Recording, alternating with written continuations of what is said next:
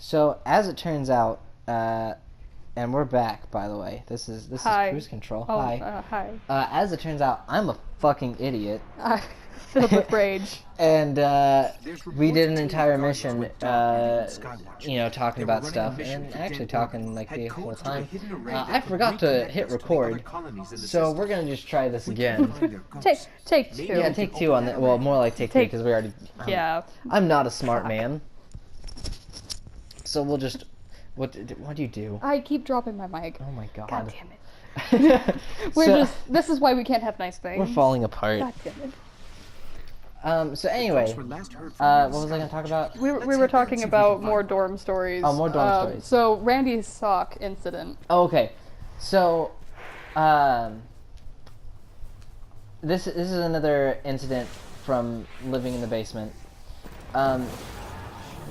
One of my really good friends, his name is John, and if anyone, I don't know if people pay attention to tags or stuff like that, but I tag him in all of my videos and stuff like that. He's Squally FF8. His name is John. He's a good friend of mine. I met him in college. His name is John. His name Can you is John. believe it? And so John is a singular fellow. So I'm sitting in the basement, and the only it was like the beginning of break or something like that. So the only people there were, oh god, I suck with that knife. The only people there were myself. It's so sad because last time when we weren't actually recording, you was doing so well with the knife. I know. It's so sad. So the only people who were there in the basement were myself, John, who was in his room doing homework because he was a math major and was just doing math in his room, and then my friend Randy. And Randy was a particular, he was just really awkward and funny. He was the guy who told me, because we used to play Ultimate Frisbee together, he was the one who told me... Wait, okay, that's a story for another time, but, okay, going forward. He had his own philosophy with Ultimate Frisbee, and that was that it does not matter if you catch passes or don't catch passes. What matters is, did you look cool doing it? So it did not matter what you were doing. All that mattered to Randy was, did it look cool? So Don't tell me. Randy and I were walking through the parking lot behind my dorm, and we found a baby's sock. Oh god. Just found it. Yeah, no, just one baby sock. Was it filthy? Was it? Yes, it was very dirty. Oh god. It was gross. Oh. So. And you picked it up. Yeah, because why not? What were we gonna do with it? I don't remember. Oh yeah, I remember. Oh fuck! There's a room full of people. I missed all of them. So what we were planning to do was, my friend Steve hates babies. So we decided we were just gonna tape the baby sock on his door. The ghosts. They're in a clearing between buildings not far from here. Well, Randy decided he had another idea. It's just me and Randy sitting in the lobby, and he takes the baby sock, proceeds to take off all of his Ghosts are clothes, still here. This is a good start. puts the baby sock around his genitals, Okay. testes, and the shaft. Oh, he got it all up in the bed. Is that? Should we be proud or should we just be disappointed? I mean, I was pretty proud of him. Okay. Find another one. So and- this must have been a feat then. Yeah. So he managed to get his entire genitals inside of this sock. Walks over, knocks on John's door, and Randy's just, John, I'm gonna die. Okay. I hear Okay. John's door is behind me, because I'm sitting there playing video games and I'm laughing my ass off the whole time. I hear John. I hear John's door open, and then immediately shut, and Randy is just laughing his ass off. Because the last thing that John was expecting to see was Naked Randy and- technically not completely naked, but mostly there. But that is when I hear John's door open again. Randy go, "Oh shit!" and take off running. And then I see John running behind him with like a 10-inch Bowie knife. It just chases him out of the room. The two of them just go run. Randy runs into the bathroom, which is a bad idea because there's nowhere to go now. And so John is just waiting with the Bowie knife outside of the bathroom. Randy is in a completely different hall than where he lives, with the baby sock around his genitals, and me just sitting there with his clothes. Oh, okay. So, you reminded me of, this is not my story. I am going to be sharing another person's story of their escapades in the dorms of their school. So, okay, my boyfriend, Josh, his roommates and friends, Nick, Chris, and one other person I can't recall at this time. Well, what they would do is they all shared the same bathroom, and Chris happened to be pretty OCD and very much a germaphobe. So you know, kind of all goes hand in hand. He is also the only one that had a loofah, and he would make sure that this loofah was hung up and it never touched the floor. I mean, he wore flip-flops into the bathroom. He was never going to let any of his stuff touch that floor. Was he a never nude? Was he like always wearing a pair of jean shorts underneath his... You know, I don't know about it, but I know that none of them have ever seen him nude, so quite possible. I mean... You know, you're not really in a guy's dorm until you see until someone has seen your junk.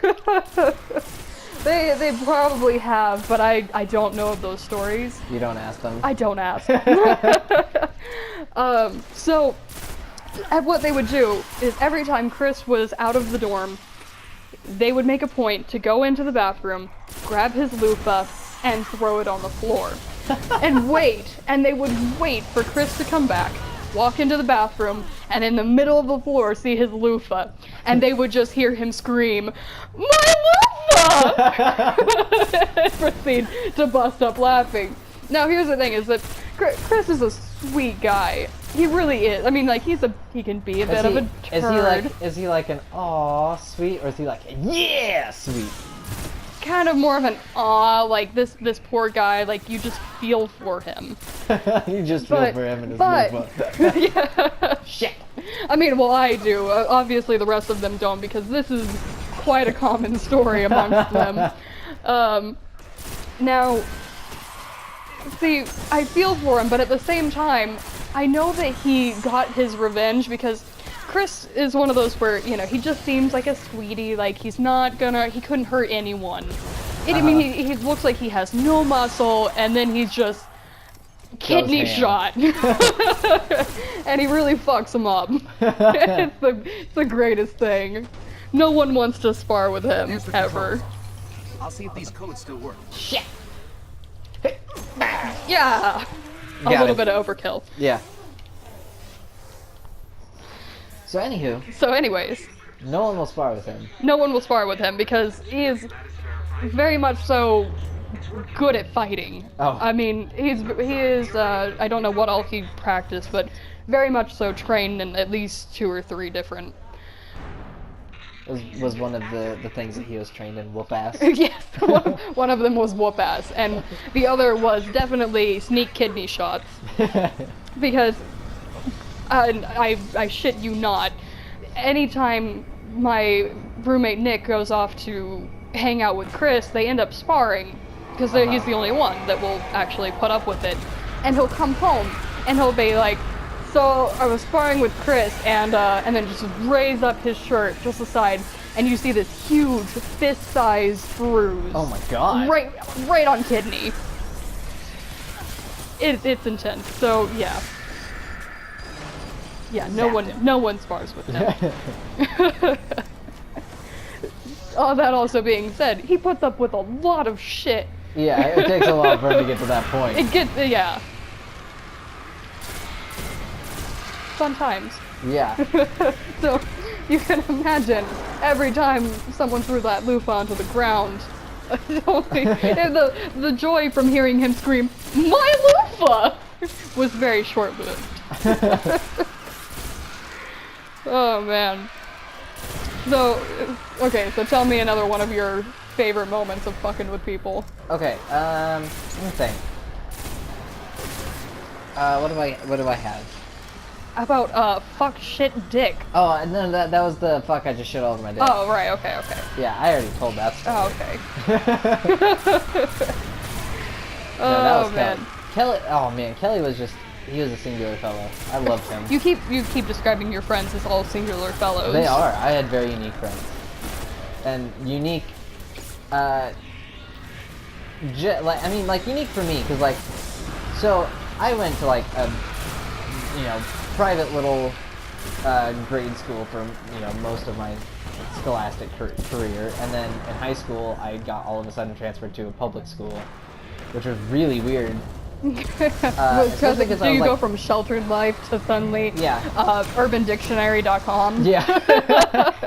Well, and it was really weird for me because, like, I was like one of the only people who wasn't getting my girlfriend pregnant. Which was, probably a good thing. I'm married now. And That's all good. Got your own place, married. Yeah. Got a Christmas tree up. Yeah, albeit a small one. It's perfect for us. But yeah, like, I never had friends like this, and then all of a sudden I meet fucking Mark and Kelly. Like, Kelly knows everything about everything, because he's just crazy smart, and he's a fucking chemist. And... See, okay, pause. You think that all chemists can be intelligent, but it's a situation of intelligence versus wisdom. Intelligence knowing that a tomato is a fruit, wisdom being that you don't put it in a fucking fruit salad. But, again, Chris, wonderful guy, but... Put a tomato in a fruit salad? he's a tomato in a fruit salad. I feel like that's a nice way to describe, like, someone who's, like, one of those maybe he is, maybe he isn't gay guys. He's the tomato in the fruit salad. That is the greatest thing.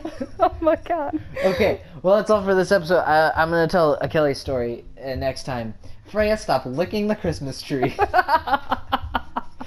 Bye guys. Bye.